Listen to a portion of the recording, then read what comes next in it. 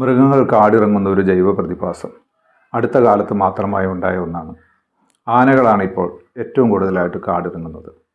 അത് വലിയ ദുരന്തങ്ങൾ തന്നെയാണ് ഉണ്ടാക്കുന്നത്. കാടിറങ്ങുന്ന ആനകൾ ഈ കുടിയേറ്റ മേഖല, തൊട്ടടുത്തുള്ള കുടിയേറ്റ മേഖലകളിലും മറ്റുമായിട്ട് ഇത് നാശനഷ്ടങ്ങൾ ഉണ്ടാക്കുന്നുണ്ട്. അവിടുത്തെ മനുഷ്യരും ഈ ആനകളുമായിട്ടുള്ള സംഘർഷങ്ങളിലേക്ക്, ആനകൾ ചാവുന്നു, മനുഷ്യർ ചാവുന്നു, ഇങ്ങനെ ഒരു നിരന്തരമായ ഒരു സംഘർഷങ്ങളിലേക്ക് മാറിക്കൊണ്ടിരിക്കുകയാണ്. എന്തുകൊണ്ടാണ് ഈ അടുത്ത കാലത്ത് ഇങ്ങനെ ഒരു സംഘർഷം രൂപപ്പെടുന്നത്? ഭക്ഷണമില്ലാതെ അല്ലെങ്കിൽ മറ്റു കാരണങ്ങളൊക്കെ ആയിട്ട് വെറ്റിവരികിയ ആനകൾ കീഴോട്ടിറങ്ങുന്നു എന്നുള്ളതാണ്. ഇതിലെന്തുമാത്രം വാസ്തവമുണ്ട്? ഇങ്ങനെ ഒരു വംശവർദ്ധനവ് കാടിനകത്ത് ആനയ്ക്ക് ഉണ്ടാവുന്നുണ്ടോ? അഥവാ ഈ വംശവർദ്ധനവാണോ ഈ ആനകളെ താഴ്ഭാഗങ്ങളിലേക്ക് ഇറങ്ങി വരാൻ പ്രേരിപ്പിക്കുന്നത്? ഈ പ്രകൃതിക്ക് ഒരു താളമുണ്ട്. ആനകൾ എന്ന് പറയുന്ന ഒരു വലിയ സ്പേസ് വേണ്ട ജീവിയാണത്, കാടിൻ്റെ അകത്താണെങ്കിലും. അപ്പോൾ അതുകൊണ്ട് ആനകൾക്കുള്ള ഒരു ആവാസ വ്യവസ്ഥയൊക്കെ അതിൻ്റെ ജീവനും അതിൻ്റെ വളർച്ച ഇതെല്ലാം വളരെ പ്ലാൻഡ് ആയിട്ടാണ് ഈ പ്രകൃതി അതിനെ ഉണ്ടാക്കി വെച്ചിരിക്കുന്നത്, അല്ലെങ്കിൽ പ്രകൃതി അതിനെ ഡിസൈൻ ചെയ്തിരിക്കുന്നത്. ഒരു ആനയുടെ ഗർഭാവസ്ഥ അല്ലെങ്കിൽ അതിൻ്റെ പ്രഗ്നൻസി പീരീഡ് എന്ന് പറയുന്നത് 22 മാസമാണ്. വളരെ നീണ്ട ഒരു കാലമാണത്. ഒരു ഒറ്റ പ്രസവത്തിൽ ഒരു ആനയ്ക്ക് ഒരു കുട്ടി മാത്രമേ ഉണ്ടാകുകയുള്ളൂ.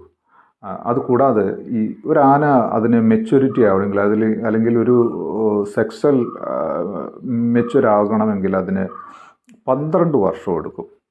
അപ്പോൾ അങ്ങനെ വളരെ സ്ലോയിൽ മാത്രം വളരാൻ കഴിയുന്ന ഒരു ജീവിയാണ് ഈ ആന എന്ന് പറയുന്നത്. അതുകൂടാതെ ഒരാനയ്ക്ക് ഒരുപാട് ഇങ്ങനെ എല്ലാ ഈ പറയുന്ന 22 മാസത്തിലും അതിന് ഈ പ്രസവമൊന്നും സാധിക്കുകയില്ല. അങ്ങനെ ഒരാനയ്ക്ക് ഉണ്ടാകാവുന്ന കുട്ടികളുടെ എണ്ണം ഒക്കെ വളരെ തുച്ഛമാണത്. അതുകൊണ്ട് ആനകൾക്ക് അങ്ങനെ ഒരു വംശവർദ്ധനവ് സാധിക്കില്ല. നമ്മൾ 2017 നമ്മുടെ ഔദ്യോഗിക കണക്കനുസരിച്ചിട്ട് കേരളത്തിൽ 5700 ആനകളാണ് ഉള്ളത് കാടിൻ്റെ അകത്ത്. 2023 അത് ചെന്നെത്തുമ്പോൾ 5800 ആനകളാണ് ഈ ഒരു കാലഘട്ടത്തിൽ കണക്കിൽ പെടുന്നത്. അതായത് അത്ര ചെറിയ ഒരു ആനയുടെ വർധനവ് മാത്രമേ ഉണ്ടായിട്ടുള്ളൂ. പക്ഷേ അതേസമയം തന്നെ ഈ കാലഘട്ടത്തിൽ വനവിസ്തൃതി എന്ന് പറയുന്നത് 15% ഇല്ലാതായത്. മറ്റൊരു കാര്യം കൂടിയുണ്ട്. 2010 മുതൽ 2023 വരെ 1500 മനുഷ്യരെ ആനകളുടെ ആക്രമണത്തിൽ കൊല്ലപ്പെട്ടിട്ടുണ്ട്. അതോടൊപ്പം തന്നെ ഇതേ 2010 മുതൽ 2023 വരെ 450 പരം ആനകളെ വെടിവെച്ച് കൊന്നിട്ടുണ്ട്. അതിനേക്കാൾ അത്രയോ ഏതാണ്ട് അതിനടുത്തോ അളവിൽ ഡാർട്ട് ഉപയോഗിച്ച് ആനകളെ കൊന്ന കണക്ക് ഇതിൽ വരില്ല. കാരണം ഡാർട്ട് എന്ന് പറയുന്ന മയക്ക് വെടിവെച്ചിട്ടുണ്ടെങ്കിൽ ആന അപ്പോൾ ചാവില്ലായിരിക്കും. ചിലത് 3 ദിവസത്തിനുള്ളിൽ ചാവും, ചിലത് വലിയ താമസം 24 മണിക്കൂറിനുള്ളിൽ ചാവും, ചിലത് 40 ദിവസത്തിനുള്ളിൽ ചാവും. ഡാർട്ട് എന്ന് പറയുന്ന ഒരു തരം കില്ലിങ് സാധനം തന്നെയാണ്. അത് പ്രയോഗിച്ച ആനകളൊന്നും അധികം രക്ഷപ്പെടാനുള്ള സാധ്യത വളരെ കുറവാണ്. അപ്പോൾ വലിയ രീതിയിൽ ആനകളെ ഇങ്ങനെ നമ്മൾ കൊന്നൊടുക്കുകയും ചെയ്യുന്നുണ്ട്. പിന്നെയും എന്തുകൊണ്ടാണ് ഈ പറയുന്ന ഒരു പ്രതിഭാസം ഉണ്ടാകുന്നതെന്ന് വെച്ചിട്ടുണ്ടെങ്കിൽ അതിൽ ആന കാടിറങ്ങുന്നത് ഭക്ഷണത്തിനും ജലത്തിനും വേണ്ടിയാണ് എങ്കിൽ മനുഷ്യൻ കാടിലേക്ക് കയറുന്നതിൻ്റെ ഭാഗമായിട്ടാണ്, അമിതമായ മനുഷ്യൻ കാടിനകത്തേക്ക് കുതിച്ചു കയറുന്നതിൻ്റെ ഭാഗമായിട്ടാണ് ഈ മൃഗങ്ങളൊക്കെ കാട്ടിൽ നിന്ന് ഇറങ്ങിപ്പോകേണ്ട അവസ്ഥ വരുന്നത്. കാട് വലിയ രീതിയിൽ കയ്യേറ്റങ്ങൾക്കിടയായിട്ടുണ്ട്. കാടിൽ നമ്മുടെ വികസനം, റോഡുകൾ, ഈ വനവകുപ്പ് കോൺക്രീറ്റ് റോഡെന്നുള്ള രീതിയിലും അല്ലാത്ത റോഡെന്നുള്ള രീതിയിലൊക്കെ നിരന്തരം ഈ പറയുന്ന 2017 മുതലുള്ള കണക്ക് നോക്കിയിട്ടുണ്ടെങ്കിൽ ഇപ്പോൾ ഓരോ വനമേഖലകളിലും ചുരുങ്ങിയത് 10-15 റോഡുകൾ വീതമാണ് ഉണ്ടാക്കിക്കൊണ്ടിരിക്കുന്നത്. ഒരു കണക്കില്ലാത്ത അത്ര വികസനങ്ങളാണ് ഈ വികസനം എന്നുള്ള പേരിട്ട് അതിൻ്റെ ഉള്ളിലൂടെ നടത്തിക്കൊണ്ടിരിക്കുന്നത്. പിന്നെ ഡാമുകളുടെ, ചെറുതും വലുതുമായിട്ടുള്ള ഡാമുകളുടെ നിർമ്മാണം, അതിൻ്റെ അറ്റകുറ്റപ്പണികളാണെന്നുള്ള പേരിലുള്ള നിർമ്മാണങ്ങൾ, മൊബൈൽ ടവറുകൾ. ഇതിൻ്റെ ഒരു പ്രധാന കാരണം ഈ നമ്മൾ വിചാരിക്കുന്നതിൻ്റെയൊക്കെ ഒരു 1000 മടങ്ങ് ഫണ്ടുകൾ ഈ വനത്തിൻ്റെ പേരിൽ വനത്തിൻ്റെ അകത്ത് നിക്ഷേപിക്കുന്നുണ്ട്. കാരണം ലോകത്ത് ഈ പേരിൽ ഒരുപാട് പണം ഈ പറയുന്ന കേരളത്തിലേക്ക് വരുന്നുണ്ട്. അത് കട്ടുതിന്നുന്നതിന് നല്ല ഒരു വഴിയാണ് ഈ വനം എന്ന് പറയുന്നത്. കാരണം ശരാശരി ഈ പുറം നാട്ടിൽ ചെയ്യുന്ന ഒരു പണിയുടെ, ഒരു കൺസ്ട്രക്ഷൻ്റെ 10 ഇരട്ടിക്ക് മുകളിൽ വനത്തിൻ്റെ അകത്ത് കിട്ടുന്നതുകൊണ്ട് അപ്പോൾ അത്രയും ലാഭം അതിലുണ്ടാക്കാം എന്നുള്ളത് കൊണ്ട് നിരന്തരമായിട്ടുള്ള വർക്കുകൾ അറിഞ്ഞും അറിയാതെയൊക്കെ ആയിട്ട് നമ്മുടെ കണ്ണിൽപ്പെടാത്ത നൂറുകണക്കിന് അല്ലെങ്കിൽ ആയിരക്കണക്കിന് വർക്കുകൾ ഓരോ വർഷവും വനത്തിന് അകത്ത് ചെലവഴിക്കപ്പെടുന്നുണ്ട്. ഇത് കൂടാണ്ട് ഉദ്യോഗസ്ഥന്മാർക്ക് വേണ്ടിയുള്ള വിശ്രമ മന്ദിരങ്ങൾ, സുഖവാസ കേന്ദ്രങ്ങൾ, അതൊക്കെ ഓരോരോ പേരുകളിൽ നിരന്തരം എന്തുമാത്രം കെട്ടിടങ്ങളും പുതിയ കോൺക്രീറ്റ് സൗധങ്ങളും വനത്തിനകത്തുണ്ട് എന്നുള്ളത് നമ്മളെ ഞെട്ടിപ്പിക്കും.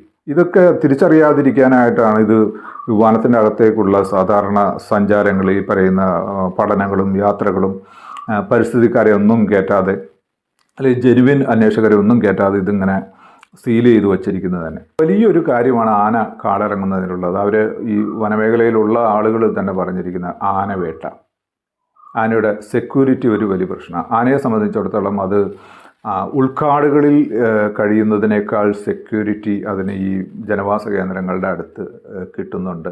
അങ്ങനെ ഒരു തോന്നൽ ആനയ്ക്കുണ്ട്. അതാണ് കാരണം നമ്മൾ വിചാരിക്കുന്ന പോലെ ആനവേട്ട അങ്ങനെ കുറഞ്ഞിട്ടൊന്നുമില്ല, കുറയുകയല്ല ചെയ്യുന്നത്. ഇപ്പോൾ കൊമ്പിന് വേണ്ടിയിട്ടുള്ള സ്മഗ്ലിംഗ് സാധനങ്ങളൊക്കെ ഉണ്ട്. അത് കൂടാതെ ഇപ്പോൾ ഈ വാജീകരണ ഔഷധമായിട്ട് ഈ സാധനത്തിന് ആനയുടെ ഒരു മുത്ത് തലച്ചോറിൻ്റെ ഒരു ഭാഗത്തുള്ള ഒരു സംഭവം എടുക്കുന്നുണ്ട്. അതിന് വലിയ വില, ലോക മാർക്കറ്റിൽ ഏറ്റവും ഉയർന്ന വില ലഭിക്കുന്ന ഒരു സാധനമാണത്, വിദേശത്തേക്ക് കയറ്റുമതി ചെയ്യുന്നത്. അപ്പോൾ അതിന് വേണ്ടിയിട്ട് ആനയെ വേട്ടയാടുന്ന ഒരു പരിപാടിയുണ്ട്. അപ്പോൾ ഇങ്ങനെ കൊല്ലുന്ന ആനകളെ ഇവർ പോസ്റ്റ്മോർട്ടം ചെയ്യുമ്പോൾ എഴുതപ്പെടുന്നതും ആനകൾ തമ്മിൽ പരസ്പരം കുത്തുണ്ടാക്കി അതിൽ ചത്ത ആനകളായിട്ടാണ് ഇത് ഈ റെക്കോർഡിക്കലായിട്ട് ഈ കാര്യങ്ങളൊക്കെ പോകുന്നത്. അതുകൊണ്ട് ഉൾക്കാടിൽ ആന സുരക്ഷിതമല്ല എന്നത് ഒന്നാം നമ്പർ കാരണമാണ്. രണ്ടാമത്തെ കാരണം, ഉൾക്കാടുകളിലും കാട്ടിലും അവയ്ക്ക് ഭക്ഷണമില്ല, ജലമില്ല. അഥവാ ജലമുണ്ടെങ്കിൽ ഈ പറയുന്ന കയ്യേറ്റക്കാർ, കുടിയേറ്റക്കാർ അതിൻ്റെയൊക്കെ പേരിൽ ഈ ഫെൻസിങ് നടത്തുവാണ്. ആന ഇറങ്ങാതെ ഈ പറയുന്ന പുഴയുടെ തീരത്താണ് ഫെൻസിങ്. നമുക്ക് നേരിട്ട് വടാട്ടുപാറ മുതൽ നമ്മളിങ്ങ് പോയിട്ടുണ്ടെങ്കിൽ നമുക്ക് നേരിട്ട് കാണാവുന്നതാണ് ഇതെല്ലാം. ഈ നമ്മൾ ഏത് യാത്ര ചെയ്താലും നമ്മുടെ വഴികളൊക്കെ നമ്മൾ നിർമ്മിച്ചിരിക്കുന്നതെന്ന് വെച്ചാൽ കാട്ടിക്കൂടെയുള്ള വഴികൾ എന്ന് പറഞ്ഞാൽ ഈ പുഴയുടെ തൊട്ട് മുകളിലായിരിക്കും. അപ്പം ഈ മൃഗങ്ങൾക്കൊന്നും വെള്ളത്തിൽ വേണ്ടിയിട്ട് കീഴോട്ടിറങ്ങാൻ പറ്റില്ല ഈ റോഡ് കാരണം. അവിടെയൊക്കെ ഫെൻസും അല്ലെങ്കിൽ വേറെ ഈ ജനവാസമൊക്കെ കാരണം ആനകൾക്ക് കീഴോട്ടിറങ്ങാൻ പറ്റും. അവയ്ക്ക് ആവശ്യമായ വെള്ളം അവിടെ ഉണ്ടാവില്ല.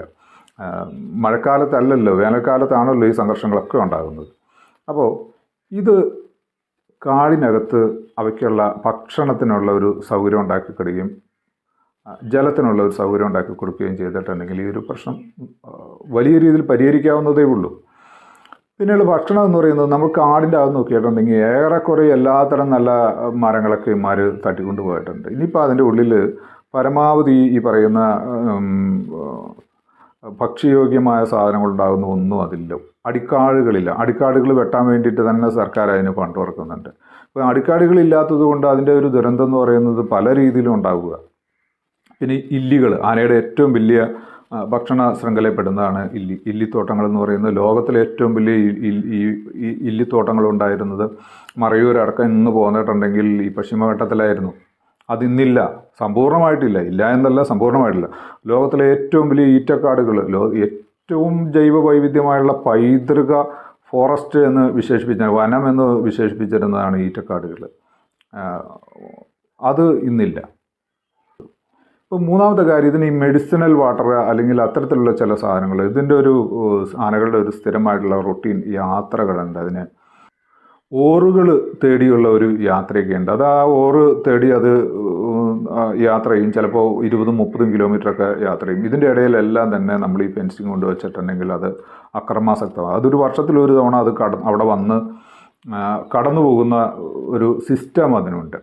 കാടിൻ്റെ ഉള്ളിൽ ചക്കയും മാങ്ങയൊക്കെ നടേണ്ട കാലം അതിക്രമിച്ചിരിക്കുക. അതിന് ഈ ഫോറസ്റ്റുകാർ പറയുന്നവർ ഇതിൻ്റെ ജൈവത ഇത് പോകും, അല്ലെങ്കിൽ കാടിൻ്റെ അങ്ങനെ പോകും ഇങ്ങനെ പോകും എന്ന് പറയുന്നതിലൊന്നും കാര്യമൊന്നുമില്ല. കാരണം അവയ്ക്ക് അതിൻ്റെ അകത്ത് നമ്മൾ ഗ്രാൻഡിസ് നടാമെങ്കിൽ, യൂക്കാലി നടാമെങ്കിൽ, തേക്ക് നടാമെങ്കിൽ, പ്ലാവും ചക്കയൊക്കെ പ്ലാവും ഈ മാങ്ങയൊക്കെ നടാം.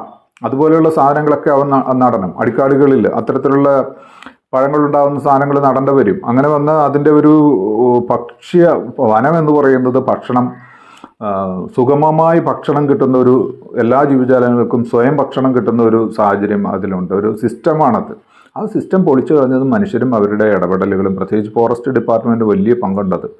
അല്ലെങ്കിൽ ഇവരുടെ നമ്മൾ ഈ പറയുന്ന സോക്കോൾഡ് നമ്മുടെ വികസന കൺസെപ്റ്റ്, നമ്മളുടെ ബുദ്ധിയില്ലായ്മ വെച്ചുകൊണ്ട് നമ്മൾ പ്രകൃതിയെ നമ്മളുടെ രീതിയിലേക്ക് മാറ്റുന്നതിൻ്റെ പരിണിത ഫലങ്ങളാണ് ഈ ആനയുടെ കാടിറക്കം എന്നൊക്കെ പറയുന്നത്.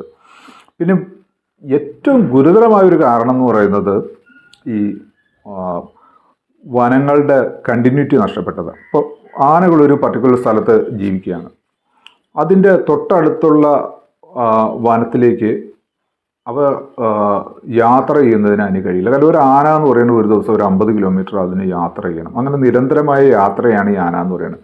അപ്പോൾ ഇവിടെ നിന്ന് അടുത്ത വനത്തിലേക്ക് പോകുന്നതിൻ്റെ ഇടയ്ക്ക് ആ 2 വനങ്ങളുടെ ഇടയിൽ നിറയെ കയ്യേറ്റക്കാരായിരിക്കും. അവിടെ ഒരു സിറ്റി രൂപപ്പെട്ടിട്ടുണ്ടാകും. അപ്പോൾ സ്വാഭാവികമായിട്ടും ഇതിൻ്റെ ഇടയിലൂടെ വേണം അങ്ങോട്ട് പോകാൻ. ഇങ്ങനെയുള്ള പ്രദേശങ്ങളിലാണ് ആന അപകടകാരികളാകുന്നതും ആനയും മനുഷ്യരും തമ്മിലുള്ള ആക്രമണം ഉണ്ടാകുകയും ചെയ്യുന്നത്. ഇവിടെ നമുക്ക് അങ്ങനെ ഈ മുറിഞ്ഞു പോയ വനങ്ങളാണ് ഇന്ന് കേരളം എന്ന് പറയുന്നത്. ചെറിയ തുണ്ട് വനങ്ങളാണ് കേരളം മുഴുവനും ഇന്ന് വനങ്ങളാണ്. ഈ തുണ്ട് വനങ്ങൾ പരസ്പരം യോജിപ്പിക്കുക എന്നുള്ളത് മാത്രമാണ് ഇന്ന് ഈ മനുഷ്യനും മൃഗങ്ങളും തമ്മിലുള്ള കോൺഫ്ലിക്റ്റുകളെയും മനുഷ്യരുടെ ജീവിതം ഇത്തരം അപകടങ്ങളില്ലാത്ത രീതിയിലേക്ക് മൃഗങ്ങളെ ശാന്തമാക്കുന്നതിനുള്ള കാരണം കേരളത്തിൻ്റെ ഒരറ്റത്ത് നിന്ന് അഗസ്ത്യാർകൂടത്തിൽ നിന്ന് ഇവർക്ക് ഈ പറയുന്ന മറയൂർ വരെ സുഗമമായി യാത്ര ചെയ്യാനുള്ള ഒരു ട്രക്കിംഗ് പാത്ത് ഈ മൃഗങ്ങൾക്ക് ഉണ്ടാക്കി കൊടുക്കുക, അതിൻ്റെ ഒരു പാത്ത് വേ ഉണ്ടാക്കി കൊടുക്കുക എന്ന് പറയുന്ന, ആനത്താരകൾ ഉണ്ടാക്കി കൊടുക്കുക എന്ന് പറയുന്നത് വളരെ അടിയന്തരമായിട്ട് നമ്മുടെ സർക്കാരും നമ്മുടെ ഉദ്യോഗസ്ഥരൊക്കെ ചെയ്യേണ്ട കാര്യമാണ്. അതിൻ്റെ ഇടയിലെല്ലാം ഈ പറയുന്ന കയ്യേറ്റക്കാരാണ്. അപ്പോൾ ഈ കയ്യേറ്റക്കാരെയൊക്കെ അത്തരം ഭാഗത്തുനിന്നൊക്കെ ഒഴിപ്പിച്ച് അത് വലിയ ഇതില്ലല്ലോ, അതൊക്കെ ഗവൺമെൻറ് ഏറ്റെടുത്തിട്ട് ഓരോ ജീവജാലങ്ങൾക്കും കടന്നു പോകുന്നുള്ളതുണ്ട്. അതിൻ്റെ ഇടയിലുള്ള വഴികളൊക്കെ അത് അണ്ടർഗ്രൗണ്ട് ആക്കുക, അതൊക്കെ ചെയ്യേണ്ടി വരും. അതല്ലെങ്കിൽ വേറെ അവയ്ക്ക് സുഗമമായിട്ട് കടന്നു പോകുന്നതിനുള്ള സൗകര്യങ്ങൾ അവിടെ ഉണ്ടാക്കിക്കൊണ്ട് അതിനുള്ളൊരു പാത്ത് വേ ഉണ്ടാക്കി കഴിഞ്ഞിട്ടുണ്ടെങ്കിൽ കേരളത്തിൽ ഈ മൃഗങ്ങളും മനുഷ്യരും തമ്മിലുള്ള ഈ കോൺഫ്ലിക്റ്റ് ഇത്രമാത്രം നമ്മൾ ഞെട്ടിപ്പിക്കുന്ന രീതിയിൽ ഇത് അപകടകരമാക്കുന്ന ഒരു സാഹചര്യം പോകുന്നത്. ഇനി വരുന്ന കാലത്ത് ഈ മരണം എന്ന് പറയുന്നത് കൂടുതലാകും. ഈ മൃഗങ്ങളെല്ലാം ചാവേറുകളാവുന്ന ഒരു കാലത്തേക്കാണ് നമ്മൾ പോകുന്നത്. നമ്മൾ ഭയപ്പെടുക. ഓരോ മൃഗങ്ങൾ അക്രമകാരികളാവുന്ന ഒരു കാലത്തിൽ നമുക്ക് അതിജീവിക്കാൻ കഴിയില്ല. ഇപ്പോൾ ലോകത്ത് മനുഷ്യരെ അതിജീവിക്കണമെങ്കിൽ, അല്ലെങ്കിൽ മനുഷ്യന് ഈ പ്രത്യേകിച്ച് കേരളത്തിൽ മനുഷ്യർ നിലനിൽക്കണമെങ്കിൽ ഒരു പ്രകൃതിയുടെ അതിൻ്റെ ഒരു പിന്തുണയില്ലാതെ മനുഷ്യന് നിലനിൽക്കാൻ കഴിയില്ല. ഈ പ്രളയമൊക്കെ നമ്മളത് പഠിപ്പിച്ചതാണ്. അല്ലാതെ എല്ലാ ജീവജാലങ്ങളെയും കൊന്നുകൊണ്ട്, കാട്ടിലെ ആനകളെ മൊത്തം കൊന്നുകൊണ്ട്, കടുവകളെ കൊന്നുകൊണ്ട് ഒക്കെ നമുക്ക് മനോഹരമായ ഒരു കമ്മ്യൂണിസവും സോഷ്യലിസവും ഒക്കെ കേരളത്തിൽ ഉണ്ടാക്കാൻ കഴിയുമെന്ന് വിശ്വസിക്കുന്ന വിഡ്ഢികളോട് നമുക്ക് അവരെ തിരുത്താൻ നമുക്ക് സാധിക്കില്ല. വളരെ നിസ്സാരമായിട്ട് തീർന്നു പോകാവുന്ന ഒരു ജീവസമൂഹം മാത്രമാണ് കേരളത്തിലെ മനുഷ്യരെന്ന് പറയുന്നത്. അത് നമ്മൾ മറ്റുള്ളവയെ കൊല്ലുന്നതിന് വേണ്ടി മുദ്രാവാക്യം വിളിക്കുമ്പോൾ നമ്മൾ മറന്നു പോകരുതാത്തൊരു കാര്യമാണ്.